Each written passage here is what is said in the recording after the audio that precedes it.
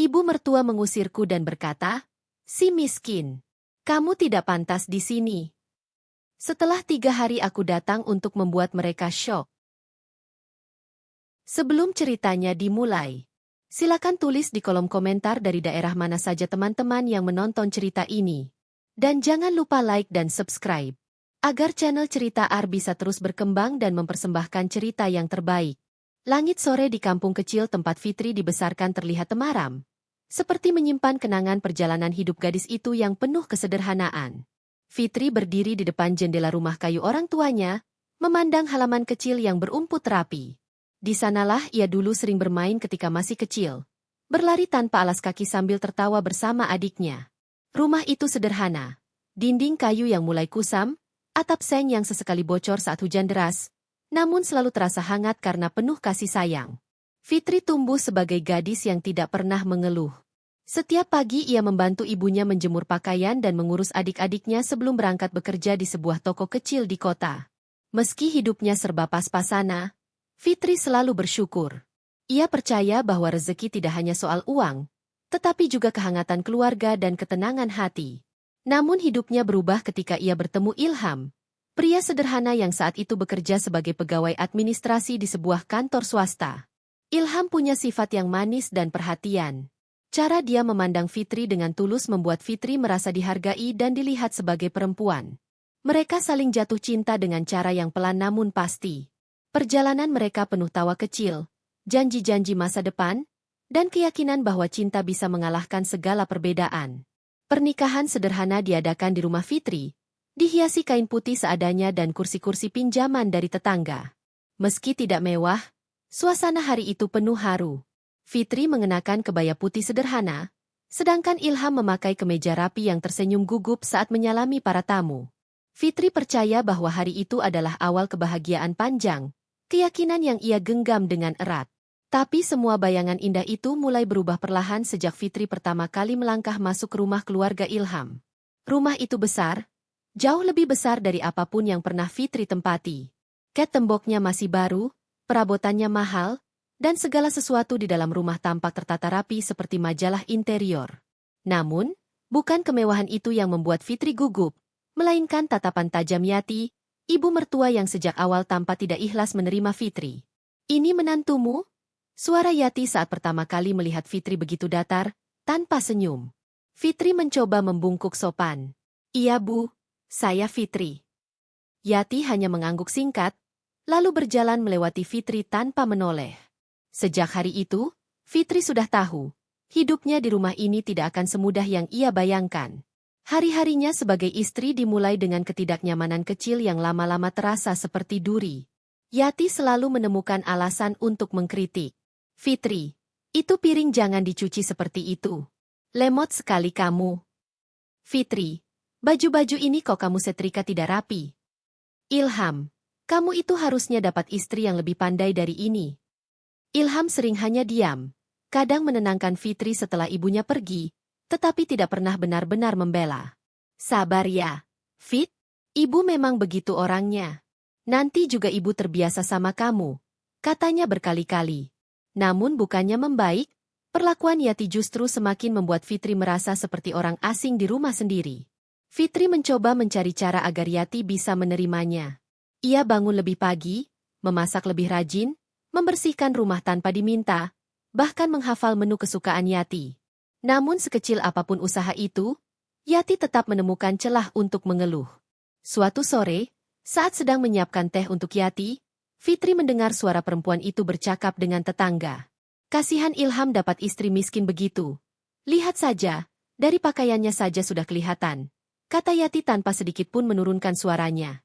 Fitri berdiri terpaku di balik pintu dapur. Dadanya panas, matanya berair. Ia ingin marah. Ingin menjelaskan bahwa dirinya bukan seperti yang Yati katakan. Tapi bibirnya keluh. Ia hanya mampu memejamkan mata, menarik napas panjang, dan menelan luka itu sendirian. Kurang dari 3 bulan setelah menikah, Fitri sudah merasakan bahwa rumah tangganya tidak seperti yang ia bayangkan. Ia mencintai Ilham, tetapi ia mulai takut pada Yati. Perempuan itu bukan hanya keras, tetapi juga menyimpan kebencian yang tidak pernah Fitri pahami. Meski begitu, Fitri tetap berusaha kuat. Ia bertekad memberikan yang terbaik sebagai istri. Di malam-malam sunyi ketika ia menangis diam-diam, ia selalu berkata pada dirinya sendiri, "Aku harus bertahan. Ini rumahku juga. Ilham mencintaiku.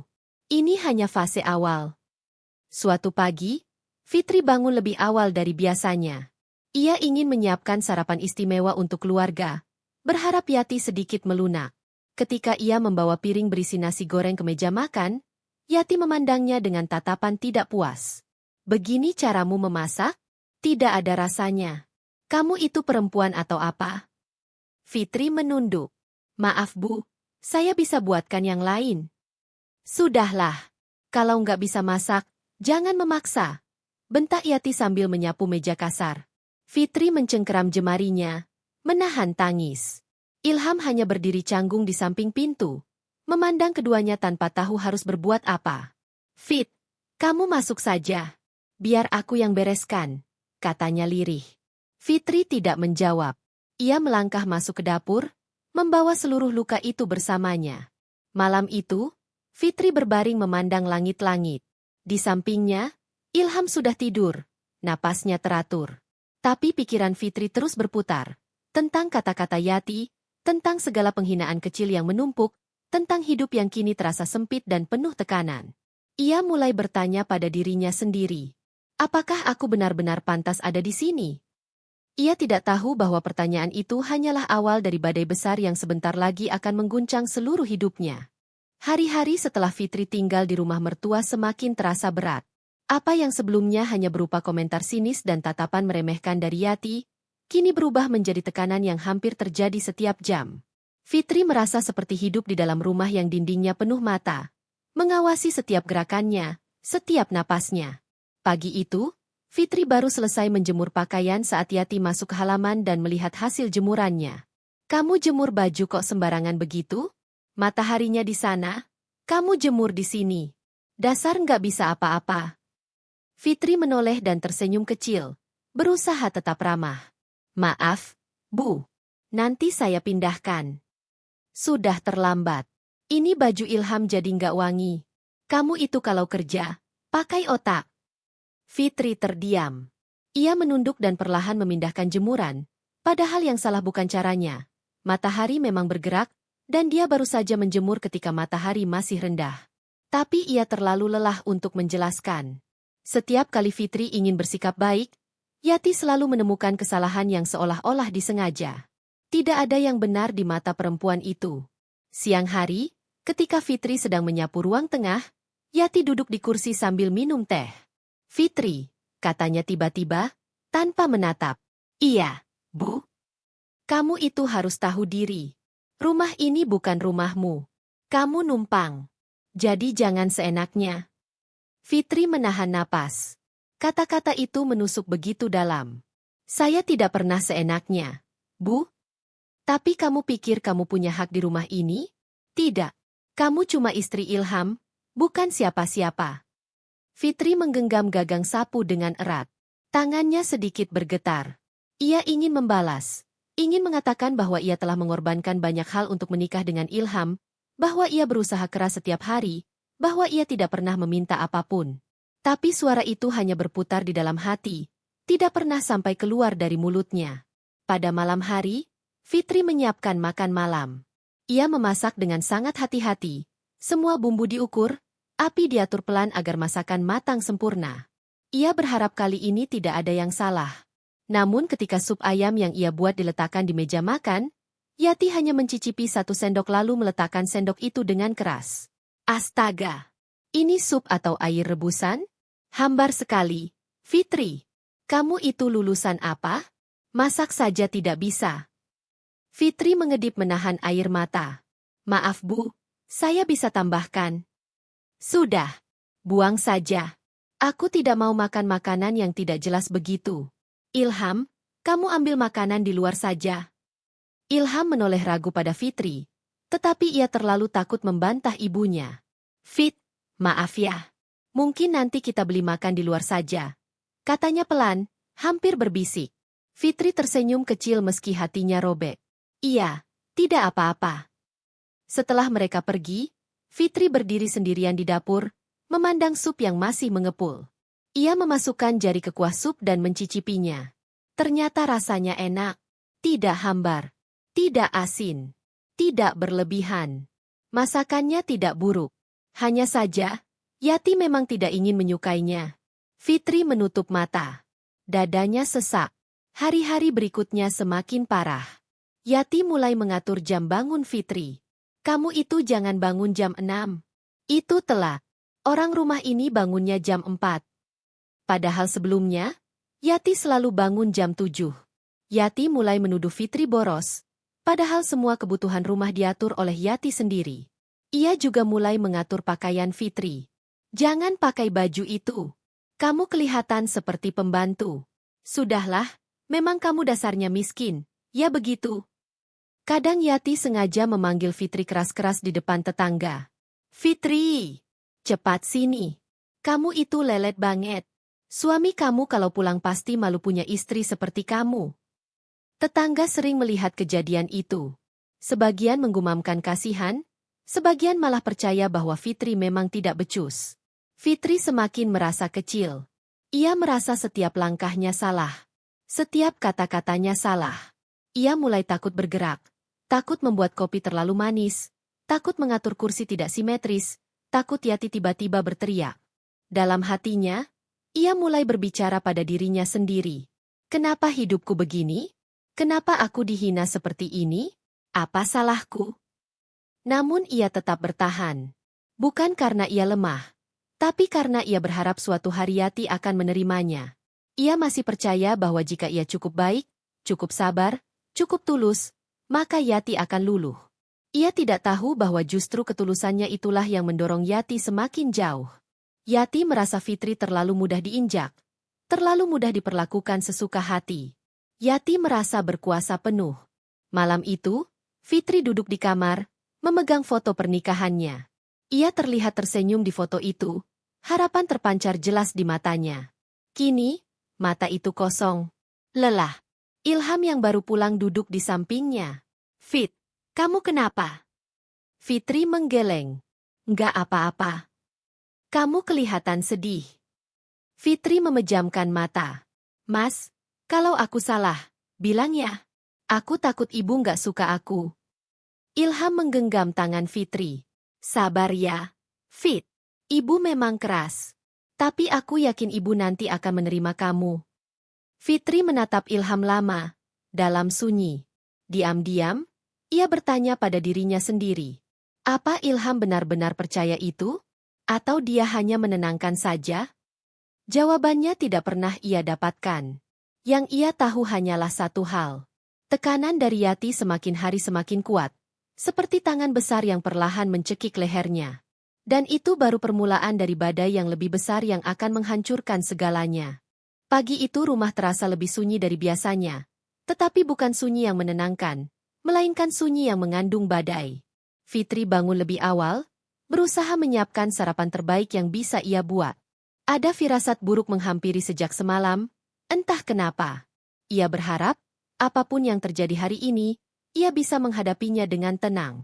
Ia memasak dengan sangat hati-hati, menanak nasi tepat takarannya, menggoreng telur dengan api kecil agar tidak gosong, dan membuat teh hangat sesuai selera Yati. Fitri memeriksa semuanya setidaknya 3 kali sebelum membawa makanan ke meja. Namun begitu Yati duduk dan mencicipi makanan itu, ekspresi yang muncul bukanlah kepuasan. Kenapa telurnya begini? Gosong sedikit saja sudah bikin tidak enak.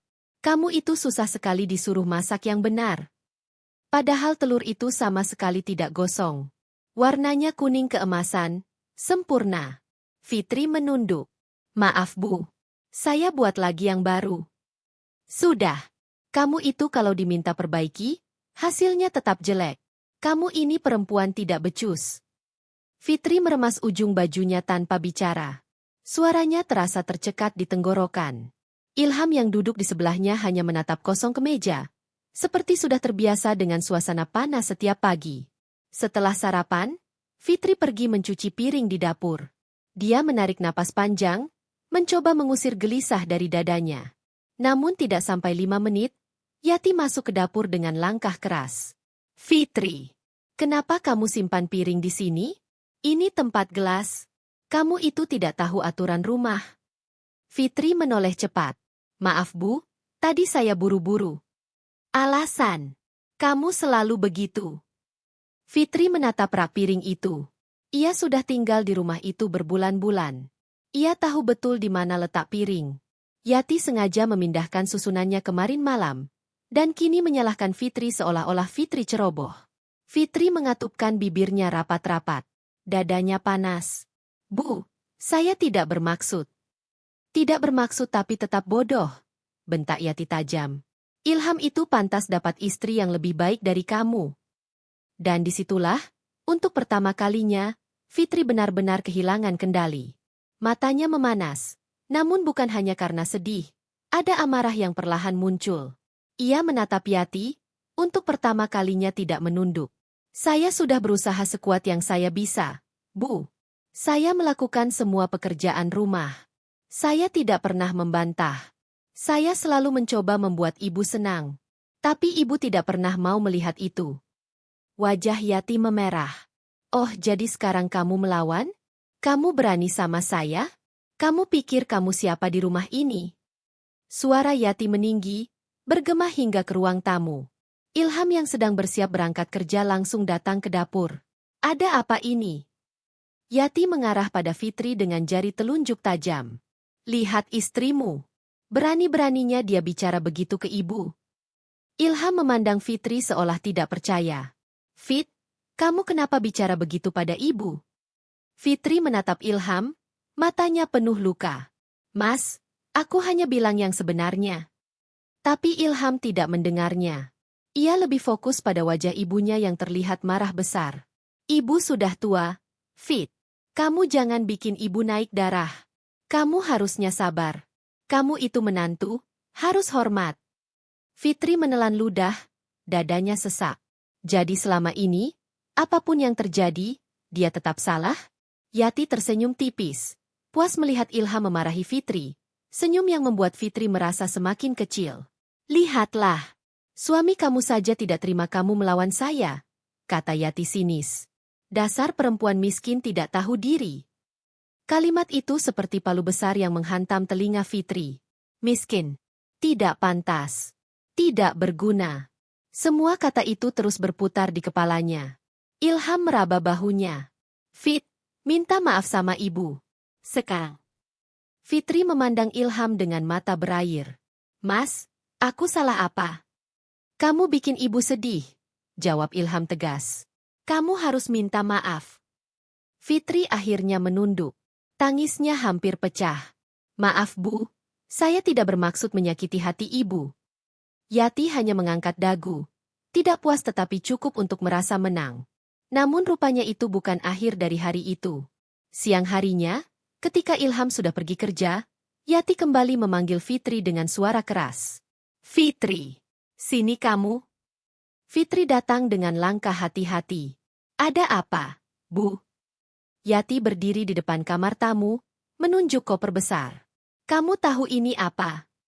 Fitri menggeleng bingung. Ini koper yang tadi pagi saya keluarkan untuk kamu. Fitri mengerjap. Dadanya langsung berdebar keras. Maksud ibu? Yati menatapnya dingin. Kamu keluar dari rumah ini. Sekarang. Fitri terbelalak. Bu, saya harus kemana? Itu urusan kamu. Kamu pikir saya mau tinggal dengan perempuan miskin yang tidak tahu sopan santun? Tidak. Kamu tidak pantas ada di rumah ini.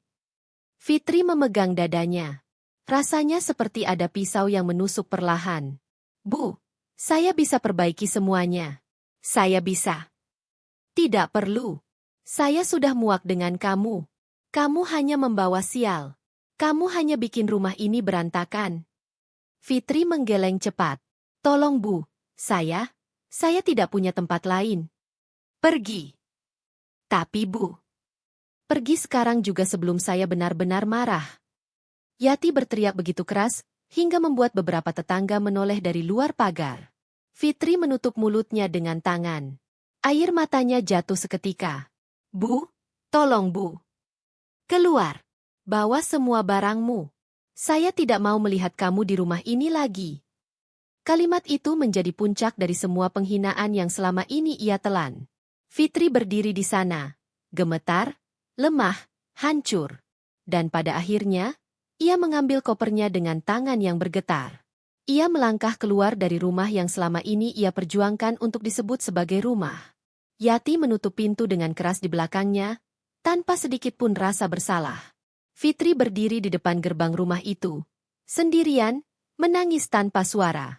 Ia tidak tahu bahwa keputusan hari itu, keputusan yang begitu kejam, akan menjadi awal dari perubahan besar yang akan membuat Yati menyesal sepanjang hidupnya. Karena 3 hari kemudian, Fitri akan kembali. Dan kepulangannya tidak akan sama seperti ia pergi. Fitri berdiri terpaku di depan pintu kamar tamu yang kini terbuka lebar, memperlihatkan koper coklat besar yang sudah diseret Yati dari dalam. Koper itu bahkan masih berdebu. Fitri tahu ia tidak pernah menggunakannya sejak menikah. Melihat barang itu tergeletak seperti sampah yang harus dibuang, dada Fitri langsung terasa sesak. Yati berdiri tegak di depan koper, kedua tangannya bersedekap, wajahnya datar tapi matanya penuh kemarahan dan penghinaan. Kamu lihat ini. Suara Yati terdengar seperti cambuk. Fitri menelan ludah, mencoba menahan gemetar. Iya, Bu. Kemasi barangmu. Sekarang. Fitri mengerjap. Bu, kenapa? Saya salah apa lagi? Yati mendecak keras. Kamu sok tanya? Sok suci? Kamu sudah membuat rumah ini tidak tenang. Kamu melawan saya. Kamu bicara seenaknya di dapur pagi ini. Saya tidak mau perempuan yang tidak tahu diri tinggal di rumah saya. Fitri terdiam. Kalimat itu memantul-mantul di kepalanya. Melawan? Ia hanya mencoba menjelaskan. Ia hanya ingin didengar. Tapi rupanya, bagi Yati, Fitri tidak punya hak bersuara sama sekali. Fitri menggeleng perlahan, air matanya mulai menggenang. Bu, saya tidak bermaksud melawan. Saya hanya... Cukup. Yati membentak keras hingga Fitri seketika terdiam. Detik itu, Fitri merasa seperti anak kecil yang dimarahi tanpa boleh membela diri. Yati melanjutkan, suaranya meninggi, menusuk setiap kata. Kamu itu miskin. Kamu tidak punya apa-apa. Pantasnya bukan tinggal di sini, tapi kembali ke kampungmu. Kamu hanya bikin malu keluarga saya. Kata, miskin, itu lagi. Kata yang membuat Fitri ingin runtuh ke lantai. Fitri memegang dadanya, mencoba menenangkan napasnya yang mulai tidak beraturan. Bu, saya istri Ilham. Ilham terlalu baik untuk kamu. Yati menyela tanpa memberi ruang. Kalau bukan karena dia kasihan sama kamu, saya yakin dia tidak akan pernah menikahi perempuan selevelmu. Fitri menggigit bibir bawahnya. Ia tidak ingin menangis di depan Yati, tapi tubuhnya bergetar hebat. Selama ini, ia bertahan karena Ilham. Karena ia pikir Yati akan menerima dirinya suatu hari nanti. Tapi rupanya, harapan itu terlalu naif. Yati mendekat, langkahnya mantap. Kamu punya waktu 5 menit. Ambil barangmu dan keluar dari rumah saya. Bu, mohon Bu, jangan seperti ini. Fitri akhirnya jatuh berlutut. Tangannya memegang pergelangan kaki Yati. Beri saya kesempatan. Saya bisa belajar. Saya bisa perbaiki diri. Jangan usir saya. Bu, saya tidak punya tempat lain. Yati menarik kakinya kasar. Lepas. Saya tidak mau disentuh oleh kamu. Bu. Fitri. Jangan buat saya ulangi. Yati menunjuk pintu dengan telunjuk yang bergetar karena emosi. Keluar atau saya yang akan telepon Ilham dan bilang kamu kabur dari rumah. Fitri tertegun. Kalau Ilham percaya ucapan itu, ia bisa kehilangan segalanya. Fitri menunduk dalam-dalam. Air matanya jatuh ke lantai. Saya memang tidak berharga di mata ibu, ya? Yati tidak menjawab. Ia hanya mengerling sinis, seolah jawaban Fitri sudah ia anggap benar. Fitri mengemasi barang-barangnya dengan tangan yang tak stabil. Ia memasukkan baju-baju sederhana yang ia punya, jilbab favoritnya, dan foto kecil pernikahannya dengan Ilham. Setiap kali tangannya menyentuh satu barang, hatinya terasa semakin hancur. Ini bukan sekadar meninggalkan rumah. Ini adalah kehilangan martabat, harga diri, dan harapan yang sudah ia bangun. Yati hanya berdiri tidak jauh, memperhatikannya seperti mengawasi pelayan yang sedang bekerja. Bibit rasa benci di wajah Yati begitu kuat hingga membuat ruangan terasa lebih sempit. Ketika Fitri keluar membawa koper, beberapa tetangga yang sedang menyapu halaman menatapnya heran. Salah satu ibu-ibu bahkan sempat berbisik pelan pada temannya. "Loh, itu Fitri toh? Diusir, ya?" Teman di sebelahnya menimpali. "Kasihan, tapi ya mungkin gara-gara dia ada salah besar." Fitri menunduk dalam-dalam, berusaha tidak mendengar, tapi bisikan itu jelas masuk ke telinganya. Dunia rasanya runtuh menimpanya sekaligus. Yati membuka pintu pagar setengah dan menunjuk keluar. "Ayo, cepat. Jangan bikin malu saya. Orang-orang bisa lihat kamu masih di sini." Fitri menatap Yati lemah. "Bu, bisakah saya tunggu Ilham pulang? Saya ingin bicara dulu dengan..." "Tidak. Kamu pergi sekarang juga." "Bu, saya tidak peduli. Kamu itu penyebab semua masalah di rumah ini. Pergi." Dan tanpa menunggu jawaban Fitri, Yati mendorong koper Fitri keluar pagar hingga menyeret di jalan. Suara roda koper yang beradu dengan aspal terdengar begitu menyakitkan. Lebih menyakitkan daripada teriakan Yati. Fitri menatap koper itu. Menatap rumah. Menatap Yati. Lalu menunduk dalam, mencoba menerima kenyataan pahit itu. Dengan tubuh gemetar, ia mendorong koper pelan-pelan. Melangkah menjauh dari rumah yang seharusnya menjadi tempatnya pulang. Yati menutup pintu pagar dengan keras. Begitu keras hingga suara itu menggema di kepala Fitri seperti pintu takdir yang terkunci untuknya. Fitri berjalan tanpa tujuan, tanpa tahu akan tidur di mana malam itu. Setiap langkahnya seperti menginjak duri. Setiap napas seperti membawa beban lebih berat. Ia tidak menoleh lagi. Tidak berani. Karena kalau ia menoleh, ia takut ia akan runtuh di jalan. Fitri hanya tahu satu hal. Dengan diusirnya ia hari itu, hidupnya berubah selamanya. Namun ia belum tahu bahwa perubahan itu akan menjadi awal dari kebangkitan yang membuat Yati menyesal seumur hidup. Dan 3 hari ke depan, segalanya akan berbeda. Hujan turun deras malam itu, seolah menambah berat beban yang menimpa hati Fitri. Ia berjalan sendirian di trotoar, membawa tas kecil berisi beberapa baju yang sempat ia ambil saat Yati mengusirnya. Angin malam menusuk kulit, membuat tubuhnya menggigil. Tapi bukan itu yang membuat dadanya terasa sesak. Hatinya remuk, bukan hanya karena diusir, tapi karena suaminya, orang yang seharusnya membelanya, justru dia membeku tanpa melakukan apapun. Fitri berhenti di depan halte kosong. Kakinya gemetar, bukan hanya karena dingin, tetapi karena rasa putus asa yang mulai merayap. Namun, di balik rasa sakit itu, ada sesuatu yang perlahan tumbuh dalam dirinya. Tekad. Selama ini ia selalu berusaha bersikap baik kepada Yati, selalu sabar meski dihina, selalu mencoba menguatkan rumah tangganya meski harus menahan sakit. Tapi malam ini, untuk pertama kalinya ia sadar bahwa ia harus kuat bukan untuk mereka, tapi untuk dirinya sendiri. Ia menarik napas panjang, menghapus air mata di pipinya dengan punggung tangan. "Aku memang jatuh, tapi aku tidak akan hancur," bisiknya lirih. Pertolongan yang tak terduga. Tak lama kemudian, sebuah mobil berhenti di dekat halte. Kaca jendela turun, memperlihatkan wajah seorang wanita parubaya dengan raut lembut. "Fitri, kamu ngapain di sini sendirian?" "Hujan pula," tanya wanita itu. Bu Ratna, tetangga lama Fitri sebelum menikah. Fitri terkejut. "Bu, saya diusir," jawabnya terbata. Tanpa banyak tanya, Bu Ratna membuka pintu. "Ayo masuk. Kamu kedinginan. Kita bicara di rumah ibu." Fitri masuk ke mobil dengan lemas. Selama perjalanan, ia tidak bisa berhenti menangis. Rasa malu, sedih, dan lega bercampur jadi satu. Bu Ratna tidak menuntut Fitri untuk menjelaskan apapun. Ia hanya mengelus bahu Fitri, memberi kenyamanan yang tidak pernah ia dapatkan dari Yati. Di rumah Bu Ratna, Fitri disiapkan teh hangat dan pakaian kering. Setelah cukup tenang, Fitri pun menceritakan semuanya. Dari hinaan-hinaan kecil yang selama ini ia tahan, sampai momen saat Yati melempar tasnya keluar rumah dan memanggilnya, "si miskin." Bu Ratna mengepalkan tangan. Tega sekali perempuan itu.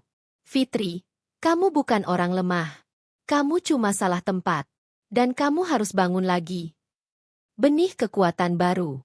Malam itu, Fitri tidur dengan perasaan kosong. Tetapi dirinya tidak lagi selemah beberapa jam lalu. Dia merasa seperti sedang membuka mata baru setelah sekian lama hidup dalam kabut. Ia mulai memikirkan kembali hidupnya. Apa yang bisa ia lakukan, kemana ia ingin pergi, dan bagaimana ia akan berdiri di atas kakinya sendiri tanpa bergantung pada siapapun. Keesokan paginya, Fitri bangun lebih awal. Wajahnya masih sembab, tetapi sorot matanya berbeda. Lebih tajam, lebih penuh tekad. Bu Ratna yang melihatnya tersenyum bangga. Bagus. Kamu harus kuat.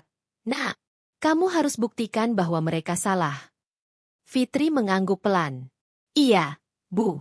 Saya tidak ingin kembali sebagai orang yang lemah. Saya ingin kembali sebagai seseorang yang layak dihargai. Di momen itu, Fitri mengambil keputusan besar. Ia akan memperbaiki hidupnya sendiri, dan suatu hari nanti, ia akan kembali, bukan untuk membalas dendam dengan kebencian, tetapi untuk menunjukkan siapa dirinya yang sebenarnya. Ia sadar ini akan menjadi perjalanan panjang. Akan ada rasa sakit, air mata, dan hal-hal yang harus ia perjuangkan sendirian. Tapi satu hal pasti, Fitri tidak hancur. Ia baru saja bangkit. Dan tanpa ia sadari, keputusan ini akan mengubah segala sesuatu, termasuk nasib Yati dan suaminya, hanya dalam waktu 3 hari ke depan. Pagi itu, cahaya matahari masuk lewat jendela rumah Bu Ratna, menerangi wajah Fitri yang baru bangun dari tidur panjang penuh kelelahan. Meski matanya masih tampak bengkak, ada sesuatu yang berbeda dari caranya memegang napas, ada keteguhan yang mulai tumbuh. Malam kemarin ia menangis sejadi-jadinya, tapi pagi ini ia bangun dengan perasaan lebih ringan, seolah sebongkah batu besar terangkat dari dadanya. Ia duduk di tepi ranjang, memandang kedua tangannya yang sedikit gemetar. Fitri, kamu harus bangkit. Kamu gak boleh hidup terus seperti ini. Gumamnya pada diri sendiri. Kesadaran baru. Fitri pergi ke dapur dan melihat Bu Ratna sedang menjerang air. Wanita itu tersenyum begitu melihat Fitri. Kamu kelihatan lebih baik hari ini, ujarnya lembut. Fitri mengangguk. Terima kasih, Bu. Kalau bukan karena ibu, saya tidak tahu harus kemana. Bu Ratna hanya tersenyum kecil. Kadang, kita memang diselamatkan dari tempat yang salah agar bisa kembali menemukan diri kita sendiri. Kalimat itu menancap dalam-dalam di hati Fitri. Setelah sarapan, Fitri duduk sendirian di ruang tamu, memikirkan hidupnya selama ini. Selama bertahun-tahun ia selalu berusaha menjadi menantu yang baik, istri yang sabar, wanita yang kuat meski diperlakukan tidak adil. Namun, ia sadar bahwa semua usaha itu sia-sia bagi orang yang hanya melihatnya sebagai si miskin dan tidak pernah mau menghargai hatinya. Untuk pertama kalinya dalam hidupnya, Fitri bertanya pada dirinya sendiri. Apa yang sebenarnya aku inginkan? Apa yang bisa aku lakukan untuk diriku sendiri? Dan saat itu juga, jawabannya hadir. Ia harus berdiri di atas kedua kakinya. Bukan untuk membuktikan apapun pada Yati, tapi untuk dirinya sendiri. Mencari pekerjaan dan memulai ulang. Fitri mengambil ponsel yang sejak semalam ia diamkan. Ia membuka kembali pesan-pesan dari temannya, Sari, yang sudah beberapa kali menawarkan pekerjaan. Fitri mengetik pesan. Sar, masih ada lowongan kerja di tempatmu? Aku mau coba. Tidak sampai 5 menit, Sari membalas. Masih. Cepat kesini ya. Aku tungguin. Fitri tertegun. Ia tidak menyangka kehidupannya akan mulai berubah secepat ini. Setelah meminta izin pada Bu Ratna, ia berangkat dengan ojek online menuju kantor tempat Sari bekerja, sebuah butik besar yang sering digunakan selebriti untuk mencari pakaian.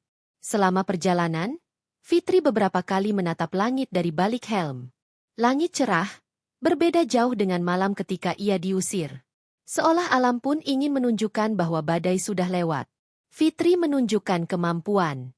Setibanya di butik, Fitri disambut hangat oleh Sari. Kamu kelihatan beda, Tri. Lebih kuat. Kamu siap mulai? Tanya Sari. Fitri tersenyum. Aku siap. Pemilik butik, Bu Melia, seorang wanita elegan berusia 50-an, awalnya ragu melihat Fitri yang tampak sederhana. Tetapi setelah Fitri menunjukkan caranya melayani pelanggan, merapikan display barang dengan cekatan, serta memberikan rekomendasi pakaian yang tepat, Bu Melia terkejut. Kamu punya bakat ini, Fitri. puji Bu Melia. Aku suka caramu memperlakukan orang. Lembut tapi yakin. Mulai besok kamu resmi bekerja di sini. Fitri hampir menangis. Ia menunduk, mengusap ujung matanya. Terima kasih banyak, Bu. Saya tidak akan mengecewakan. Untuk pertama kalinya setelah jatuh, Fitri merasakan harapan baru yang nyata. Perubahan yang terlihat. Hari pertama bekerja berjalan lancar. Fitri bahkan mendapatkan tip dari pelanggan karena pelayanannya yang ramah. Sari memeluknya begitu butik tutup. Aku bangga sama kamu, Tri. Kamu kuat banget. Fitri tersenyum kecil. Aku cuma nggak mau terus jatuh. Hidupku harus berubah. Dalam perjalanan pulang, Fitri merasakan sesuatu yang tak ia rasakan selama tinggal di rumah Yati, harga diri. Ia membuktikan bahwa tanpa rumah itu, tanpa hinaan itu, ia bisa bertahan. Ia bisa hidup. Ia bisa bangkit. Awal kebangkitan yang menggemparkan. Malam itu, Fitri duduk di teras rumah Bu Ratna sambil menatap cahaya kota. Angin malam berhembus pelan, menenangkan jiwa yang mulai sembuh. Ia memikirkan semua yang telah terjadi. Hinaan Yati, tatapan dingin suaminya, malam gelap saat ia berjalan sendirian. Lalu ia tersenyum tipis. Dalam 3 hari, hidupku akan berubah sepenuhnya. Fitri tidak sedang merencanakan balas dendam. Ia merencanakan kembali dengan cara yang tidak akan pernah mereka lupakan, bukan dengan kemarahan, tetapi dengan perubahan besar pada dirinya. Dan tanpa mereka sadari, keputusan itu akan membuat Yati, orang yang paling meremehkannya, tersungkur menyesal dan memohon maaf di hadapannya. Di rumah yang dulu terasa ramai dan penuh suara, kini hanya ada kesunyian yang menekan. Sejak Fitri pergi, suasana rumah Ilham berubah drastis. Yati yang biasanya cerewet, kini lebih banyak mengurung diri di kamar sambil menggerutu. Ia berpura-pura bahwa semuanya baik-baik saja, tetapi dalam hatinya ada kegelisahan yang mulai menggerogoti. Ilham pun tak lagi pulang dengan wajah tenang. Bahkan, sejak Fitri pergi, laki-laki itu lebih sering melamun. Namun gengsinya membuat ia tetap diam. Ia tahu istrinya terluka, tapi ia juga takut menghadapi kenyataan bahwa ia telah membiarkan Fitri diusir tanpa melakukan apa-apa. Rumah yang mulai berantakan. Pagi itu, Yati turun dari kamar dengan wajah kusut. Dapur berantakan, tidak ada makanan terhidang, dan cucian menumpuk di pojok ruangan. Masya Allah, ini rumah apa kandang ayam? Ilham, kamu itu kerja kok pulang gak bantu ngapa-ngapain? Teriak Yati. Ilham yang baru duduk memegang kopi hanya bisa menghela napas. Bu, biasanya Fitri yang... Belum sempat ia menyelesaikan kalimat, Yati langsung memotongnya. Hus, jangan bawa-bawa itu perempuan. Sudah pergi ya biarin. Kita ini bisa hidup tanpa dia. Namun setelah mengomel, Yati sendiri kewalahan. Ia mengambil sapu namun baru menyapu sedikit sudah mengeluh pegal. Ia membuka kulkas tapi kosong. Ia membuka lemari bumbu tapi banyak yang habis. Saat masih ada Fitri, semuanya terasa teratur. Sekarang, rumah itu seperti kekuatan hidupnya turut hilang. Ironisnya, Yati mulai sadar bahwa ia kehilangan seseorang yang selama ini diam-diam menjadi tulang punggung rumah tersebut. Ilham mulai merasakan kehilangan. Ilham pulang bekerja dengan wajah letih. Selama 3 hari terakhir, ia tidak tenang. Banyak rekan kerjanya bertanya kenapa wajahnya makin kusam. Ada yang bertanya apakah istrinya sakit. Ilham hanya tersenyum kaku dan menghindar. Sesampainya di rumah, ia menemukan ibunya duduk di kursi sambil memijat kening. Capek ya, Bu? Tanya Ilham pelan. Capek? Kamu kira enak ngurus rumah sebesar ini seorang diri? Kamu sih. Gara-gara kamu, Fitri pergi. Ilham terdiam, dadanya menegang. Bu, jangan salahin saya sendiri. Ibu juga. Ya tapi kamu kan suaminya. Bentak Yati. Kata-kata itu seperti tamparan keras. Selama ini, Ilham selalu menenangkan diri dengan alasan bahwa ia hanya mengikuti ibunya. Tapi ternyata, bahkan ibunya pun sadar bahwa Ilham seharusnya melindungi istrinya. Ilham menunduk dalam-dalam. Untuk pertama kalinya, ia merasakan penyesalan yang menyengat. Kalau aku mencari Fitri sekarang, apa dia mau kembali? Pikirnya. Namun ia takut menghubunginya. Rasa bersalah menahan langkahnya. Reputasi Yati mulai jatuh. Suatu sore, Yati pergi ke warung dekat rumah. Saat ia masuk, beberapa tetangga yang sedang duduk langsung terdiam. Mereka saling pandang. Ada bisik-bisik pelan yang jelas-jelas berbicara tentang dirinya. Kasihan ya Fitri, disuruh pergi katanya. Ih, kok kejam banget sih. Padahal Fitri itu baik, loh, selalu sopan. Yati memasang wajah ketus, tapi hatinya bergetar. Ini pertama kalinya ia merasakan tatapan yang tidak menyenangkannya. Ia benar-benar tidak nyaman. Balik rumah, ia langsung membanting pintu. Ilham, gara-gara kamu ini semua tahu. Malu ibu jadinya. Ilham menatap ibunya dengan kesal. Bu, orang tahu bukan karena saya. Orang tahu karena ibu mengusir Fitri di depan rumah. Orang dengar sendiri. Yati terdiam. Ia tidak bisa menyangkal. Masalah baru datang. Hari itu mereka menerima surat pemberitahuan dari bank. Ilham sedang kesulitan membayar cicilan motor yang belum lunas. Fitri biasanya yang mengatur keuangan dan mengingatkan tanggal jatuh tempo. Tanpa Fitri, semuanya kacau. Ilham duduk lemas. Astaga, kok bisa begini? Gumamnya sambil memegangi kepala. Yati panik. Kamu gimana sih, Ham? Kok bisa telat? Ini kalau sampai ditarik sama bank gimana? Malu ibu. Ilham hanya menutup wajahnya. Bu, saya juga bingung. Saya benar-benar lupa. Tanpa mereka sadari, selama ini Fitrilah yang menjaga semuanya tetap berjalan. Rasa penyesalan yang mulai menjadi ketakutan. Malam tiba. Ilham duduk sendirian di teras, menatap langit dengan pikiran kusut. Fitri, kamu di mana sekarang? Kamu baik-baik saja? Bisiknya lirih. Tanpa ia sadari, air matanya menetes. Ia bukan hanya kehilangan istri, ia kehilangan sosok yang membuat rumah terasa hidup. Sementara itu, Yati di dalam kamar duduk dengan gelisah. Hatinya mulai dipenuhi rasa bersalah yang ia tutupi dengan amarah. Ia mengingat lagi kata-kata terakhirnya pada Fitri. Si miskin, kamu tidak pantas di sini. Untuk pertama kalinya, kata-kata itu terasa memantul kembali ke dirinya sendiri, mencabik perasaannya. Rumah tanpa Fitri adalah rumah tanpa kehidupan. Dapur yang berantakan. Cicilan yang menunggak. Tetangga yang mulai membicarakan mereka. Ilham yang makin jauh dan kehilangan arah. Dan Yati, yang mulai kehabisan alasan untuk membenarkan tindakannya. 3 hari tanpa Fitri, rumah itu berubah menjadi tempat yang penuh kesialan, kekacauan, dan rasa penyesalan yang semakin menyesakkan dada. Mereka belum tahu bahwa Fitri yang mereka usir itu kini sedang bangkit dan akan kembali dengan cara yang membuat mereka terpaku, syok, dan tak mampu berkata apa-apa. Hari ketiga tiba seperti angin yang membawa perubahan besar. Bagi Fitri, pagi itu terasa berbeda dibanding 2 hari sebelumnya. Ia bangun dengan perasaan lega, hangat, dan penuh keyakinan. Wajahnya memancarkan ketenangan yang tidak ia miliki selama tinggal di rumah Yati. Pinggulnya tidak lagi terasa terbebani, langkahnya mantap, dan untuk pertama kalinya setelah bertahun-tahun, ia merasa dirinya berharga. Di rumah Bu Ratna, Fitri membantu merapikan meja sarapan sebelum berangkat ke butik. Namun, sebelum ia mengenakan kerudung, Bu Ratna memandangnya lama.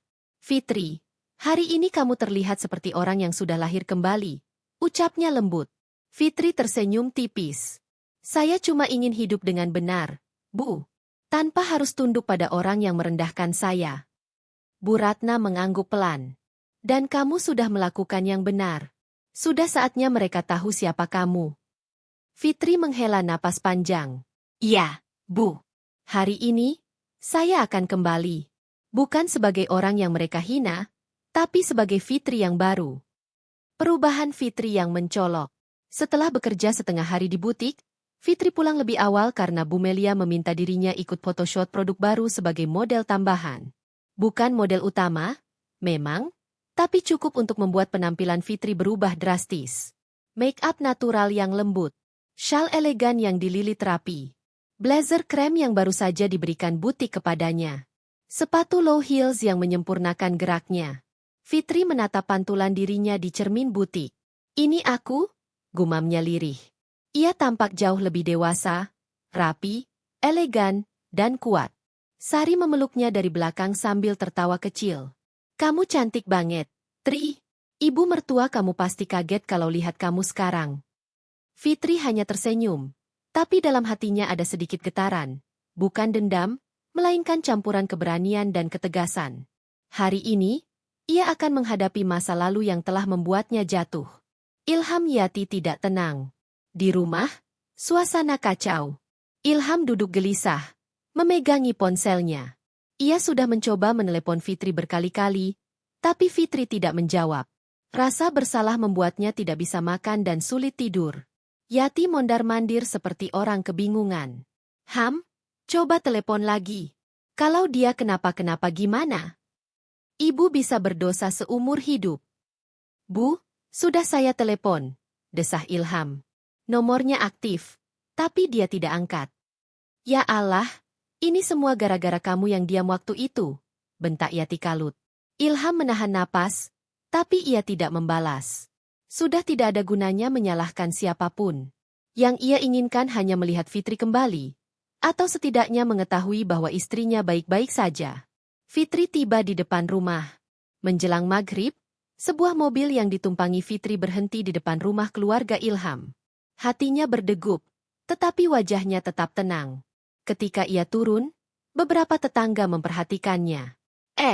Itu Fitri. Kok cantik banget sekarang? Masya Allah, beda sekali. Pantesan ibu mertuanya nyesel. Pasti bakal malu besar ini. Bisik-bisik itu terdengar jelas, namun Fitri tidak menanggapi. Ia berdiri tegak, memandangi rumah yang dulu hanya memberinya luka. Tapi hari ini, ia datang bukan sebagai korban. Fitri berjalan perlahan menuju pintu. Setiap langkahnya terasa mantap. Pertemuan yang ditunggu-tunggu. Suara pintu dibuka dari dalam. Ilham muncul dengan wajah panik dan mata sembab. Begitu melihat Fitri berdiri di depan rumah, ia terdiam. Bahkan napasnya seperti hilang sesaat. Fitri? Kamu pulang? Suara Ilham bergetar. Fitri menatapnya tanpa senyum. Wajahnya tenang, tidak seperti Fitri yang dulu mudah menangis. Saya datang, bukan untuk pulang, jawab Fitri tegas. Ilham tertegun. Kata-kata itu seperti pisau yang menembus dadanya. Dari dalam, Yati keluar dengan langkah terburu-buru. Ketika ia melihat Fitri, mulutnya terbuka lebar. Wajahnya memucat. Fitri. Astagfirullah, kamu berubah sekali. Yati hampir tidak percaya dengan penampilan menantunya. Fitri tetap berdiri tegak. Saya datang untuk mengambil beberapa barang saya, Bu. Dan saya ingin bicara sebentar. Suasana tegang. Tetangga yang melihat dari kejauhan semakin berdatangan. Yati menelan ludah. Fitri. Ibu mau bicara dulu. Ibu kemarin. Ibu hilaf. Fitri menatapnya dengan mata yang tidak lagi samar atau takut. Bu, menghina seseorang sebagai si miskin, bukan hilaf. Itu pilihan. Wajah Yati langsung jatuh. Ia tidak bisa membantah. Kata-kata yang dulu ia keluarkan kini kembali menghukumnya. Ilham memejamkan mata, menahan sedih dan malu. Fitri menutup lembaran lama. Hari ini, saya cuma ingin kalian tahu, ujar Fitri lembut tapi tegas, bahwa saya tidak kembali sebagai orang yang kalian hina. Saya kembali sebagai seseorang yang memilih dirinya sendiri. Yati menunduk, bahunya bergetar. Fitri, ibu minta maaf. Ibu benar-benar menyesal?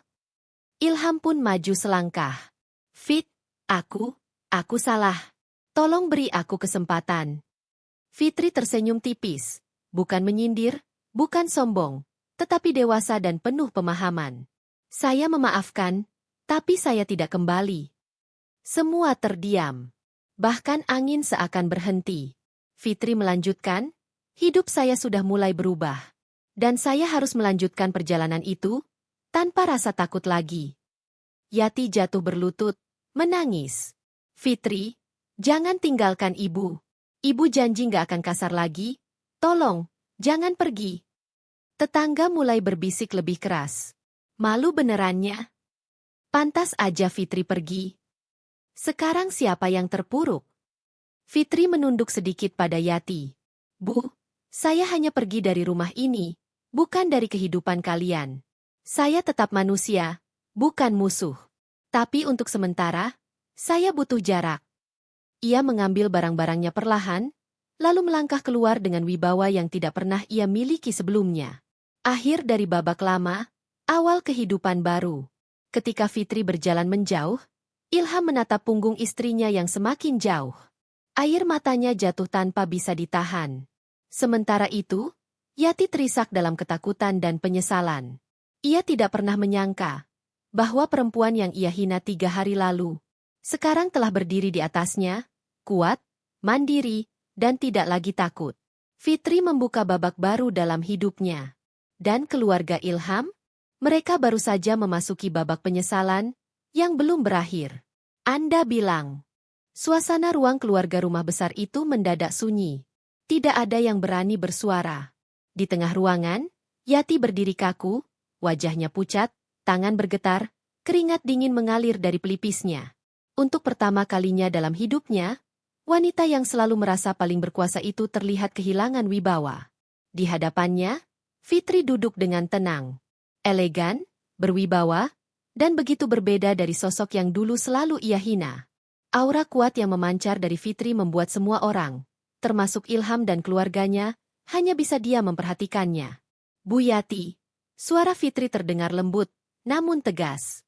Sebelum saya memutuskan tindakan apa yang akan saya ambil, saya ingin mendengar dari mulut ibu sendiri. Apa alasan ibu menghancurkan rumah tangga saya? Yati menunduk. Bibirnya bergetar, tapi tak ada suara yang keluar. Ilham berdiri di samping ibunya. Wajahnya pucat. Bu, ngomong, Bu. Jangan diam.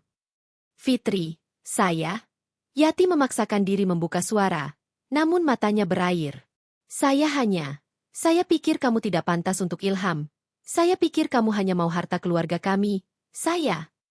Fitri tersenyum tipis. Padahal, Bu, saya yang paling tidak pernah meminta apapun dari keluarga ini. Suara Fitri bagaikan tamparan halus yang memecahkan ego Yati. Pak Darto, ayah Ilham, akhirnya bersuara setelah sejak tadi hanya menatap dengan menyesal.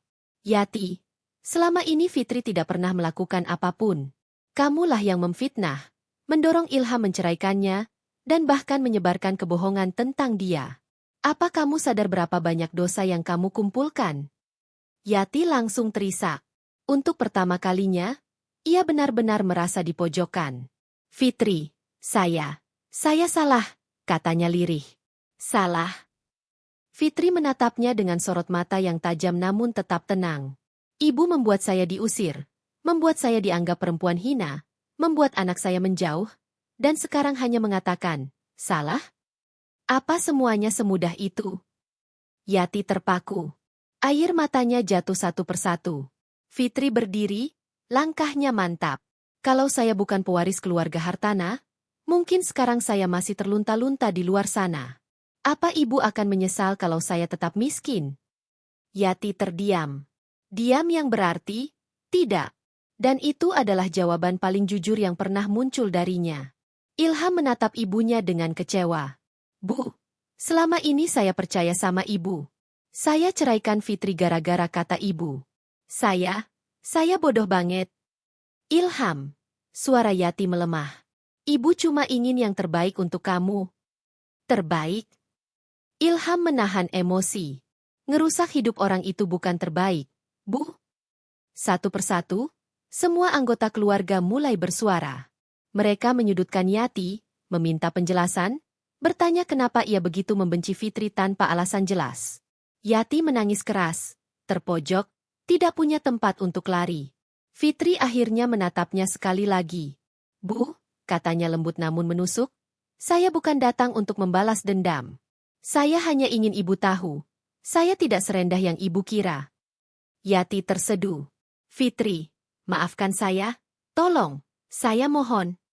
Fitri menutup mata sejenak, menghela napas. Saya akan memaafkan, Bu. Tapi maaf bukan berarti saya lupa. Dan mulai hari ini, tolong hentikan semua kebohongan tentang saya. Yati mengangguk cepat, seolah takut Fitri berubah pikiran. Untuk pertama kalinya dalam hidupnya, Yati benar-benar tunduk. Saat Fitri melangkah pergi, keluarga itu hanya bisa menatap punggungnya yang tegap dan anggun. Ilham, yang sejak tadi menahan tangis, akhirnya memanggilnya dengan suara gemetar. Fitri, aku masih sayang kamu. Tolong, beri aku kesempatan kedua. Fitri berhenti. Tidak berbalik. Tidak menjawab. Hanya diam. Diam yang lebih menyakitkan dari penolakan apapun. Pagi itu matahari bersinar hangat. Seolah langit sendiri ingin menyambut lembaran baru kehidupan Fitri. Setelah segala badai, luka, dan penghinaan yang ia terima, hari itu menjadi penutup dari perjalanan panjang penuh air mata. Namun juga sebuah awal dari kehidupan yang lebih bermartabat dan penuh kekuatan. Di halaman depan rumah megah itu, Fitri berdiri anggun dengan baju formal sederhana berwarna pastel. Ia terlihat lebih dewasa, lebih bijaksana, dan jauh lebih kuat dari perempuan yang dulu pernah diinjak harga dirinya. Di belakangnya, ayahnya, Tuan Hartana, datang menghampiri dengan senyum bangga. Kamu sudah melewati banyak hal, Fitri, ucapnya lembut. Ayah bangga kamu tidak membalas keburukan dengan keburukan. Fitri tersenyum, menatap ayahnya dengan mata teduh. Saya ingin hidup tenang, yah, bukan hidup yang penuh dendam. Ayahnya menepuk pundaknya pelan, bangga melihat putri yang tumbuh menjadi wanita kuat tanpa kehilangan kebaikannya. Tak lama kemudian, keluarga Ilham keluar dari rumah dengan wajah-wajah penuh penyesalan. Yati, yang selama ini keras dan kejam, kini tampak lebih rapuh dari sebelumnya. Matanya bengkak karena menangis semalaman. Wajahnya pucat, seakan seluruh keangkuhannya menghilang. Fitri, suara Yati pecah. Terima kasih, karena kamu tidak menghancurkan keluarga kami, padahal kamu punya kesempatan. Fitri menatapnya tenang. Saya bukan seperti itu, Bu. Saya hanya ingin hidup saya kembali. Yati mengangguk sambil menangis. Dalam suaranya, tidak ada lagi kesombongan, yang ada hanya penyesalan mendalam. Pak Darto kemudian maju, menunduk hormat. Kami minta maaf atas semua yang menimpamu. Semoga hidupmu ke depan jauh lebih bahagia. Fitri tersenyum kecil. Terima kasih, Pak. Ilham muncul paling belakang. Wajahnya sendu, penuh rasa bersalah dan kehilangan. Ia menatap Fitri seperti menatap seseorang yang tak akan pernah bisa ia miliki lagi. Fitri, suaranya pelan, hampir berbisik. Aku tahu, aku nggak pantas minta apapun lagi. Tapi, aku cuma ingin bilang satu hal. Fitri tidak menoleh, tetapi ia mendengarkan. Aku benar-benar menyesal. Jika waktu bisa diputar ulang, aku nggak akan biarin ibu ngusir kamu, aku nggak akan biarin kamu terluka, dan aku nggak akan pernah ceraikan kamu. Fitri menghela napas pelan, bukan napas marah, melainkan napas yang penuh penerimaan. Ilham, akhirnya Fitri berkata dengan lembut, masa lalu sudah terjadi. Yang penting adalah kita belajar darinya. Saya sudah memaafkan, tapi memaafkan bukan berarti kembali. Ilham menunduk. Ia tahu itu jawabannya. Sakit, namun adil. Fitri kemudian melangkah pergi. Namun sebelum masuk ke mobil, ia berhenti sejenak dan menatap seluruh keluarga itu sekali lagi. Terima kasih, katanya. Karena dari semua ini, saya belajar banyak. Mereka menatapnya dengan bingung. Fitri tersenyum. Saya belajar bahwa harga diri seorang perempuan tidak boleh ditentukan oleh siapapun, kecuali dirinya sendiri. Kalimat itu menampar semua orang di halaman itu, terutama Ilham dan Yati. Fitri masuk ke mobil, pintu tertutup pelan. Mobil melaju perlahan, meninggalkan rumah yang dahulu menjadi tempat ia disakiti, namun juga tempat ia bangkit menjadi wanita yang lebih kuat. Beberapa bulan kemudian, Fitri menjalani hidup baru. Ia bekerja di perusahaan keluarganya, memulai proyek sosial untuk membantu para perempuan yang tertindas dan korban manipulasi keluarga. Ia menggunakan pengalaman pahitnya untuk menjadi cahaya bagi orang lain. Banyak yang datang kepadanya untuk mendapatkan dukungan, dan Fitri membimbing mereka dengan hati yang sudah sembuh. Di setiap langkahnya, Fitri selalu mengingat satu hal. Kebahagiaan bukan datang dari balas dendam, tetapi dari kemampuan untuk bangkit, memaafkan, dan menjadi diri sendiri yang lebih kuat. Dan itulah yang membuat hidupnya benar-benar bahagia. Akhir cerita ini bukan tentang siapa yang kalah atau siapa yang menang. Ini adalah kisah tentang seorang perempuan yang menemukan kekuatannya sendiri, berdiri kembali dari kehancuran, dan memilih jalan yang lebih bijaksana. Fitri tidak hanya selamat, ia bangkit. Dan ia menang, tanpa harus menjatuhkan siapapun. Jika Anda ingin saya buatkan epilog, sinopsis panjang, atau versi naratif penuh 5.000 kata, saya siap bantu kapan saja.